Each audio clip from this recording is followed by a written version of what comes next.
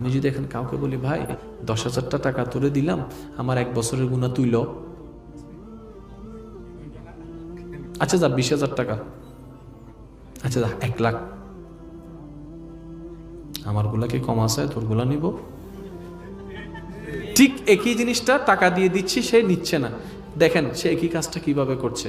রাসূল পাক সাল্লাল্লাহু আলাইহি ওয়াসাল্লাম বলছেন, কেউ যখন কারো গীবত করে তার সওয়াবগুলা এর কাছে চলে আসে, এর গুনাহগুলা তার কাছে চলে যায়। অর্থাৎ আমি যদি আপনার গীবত করি, আপনার গুনাহগুলা আমার কাছে চলে আসবে, আমার সওয়াবগুলো আপনার কাছে চলে যাবে। অর্থাৎ কিন্তু আমি আপনার গুনাহ নিয়ে নিচ্ছি। 2 দিন আগে আপনি আমাকে টাকা দিয়ে যে জিনিসটা গছাইতে চেয়েছেন, দিতে চেয়েছেন, আমি নিই নাই, কিন্তু টাকা সারা ফিরি ফিরি কাজ করে দিছি বদনাম করে। সেজন্য যারা বদনাম করে তাদেরকে মাঝে মধ্যে একটু টাকা দিয়েন, মাঝে মধ্যে একটু খাওয়ার জন্য চা পয়সা